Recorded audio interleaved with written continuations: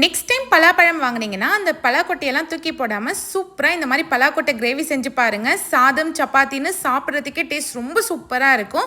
அது செய்ய பேனில் 2 ஸ்பூன் எண்ணெய், 1/2 ஸ்பூன் சோம்பு சேர்த்துக்கலாம். ஒரு கொத்து கருவேப்பிலை சேர்த்துக்கோங்க. ஒரு வெங்காயத்தை நல்லா பொடியாக கட் பண்ணி சேர்த்து நல்லா வதக்கிக்கோங்க. இதோடவே 1 ஸ்பூன் இஞ்சி பூண்டு பேஸ்ட் சேர்த்து நல்லா பச்சை வாசனை போனது ஒரு தக்காளி பழம் சேர்த்து அதையும் நல்லா குழைவாக வதக்கிக்கோங்க. இப்போ இதில் 1/2 ஸ்பூன் மஞ்சத்தூள், 1 ஸ்பூன் தனி மிளகாய்த்தூள், 1 ஸ்பூன் மல்லித்தூள், 1/2 ஸ்பூன் கரம் மசாலா, 1 ஸ்பூன் குழம்புத்தூள் சேர்த்துக்கோங்க. இப்போ 1 ஸ்பூன் அளவுக்கு உப்பு சேர்த்து இதை நல்லா ஒரு நிமிஷத்துக்கு வதக்கிக்கோங்க. இப்போ பலாக்கொட்டை சேர்த்துக்கலாம். மேலே ஒரு ஒயிட் கலர் லேயர் இருக்கும், அதை கட் பண்ணி எடுத்துட்டு பலாக்கொட்டையை சின்ன சின்னதாக கட் பண்ணி சேர்த்துக்கோங்க.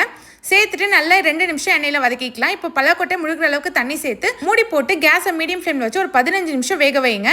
15 நிமிஷத்துக்கு அப்புறம் ஓப்பன் பண்ணி பார்த்தீங்கன்னா கிரேவி நல்லா சூப்பராக ரெடி ஆகிடும். மேலே கொஞ்சமாக கொத்தமல்லி தழை போட்டுட்டு நல்லா மிக்ஸ் பண்ணிட்டு சர்வ் பண்ணிங்கன்னா செம சூப்பராக இருக்கும். கண்டிப்பாக ட்ரை பண்ணி பாருங்கள். இது சாதத்தோட பிசைஞ்சு சாப்பிடவே ரொம்ப நல்லா இருக்கும். சாப்பிட்டுட்டு எப்படி இருந்துச்சுன்னு மறக்காமல் கமெண்ட் பண்ணுங்கள்.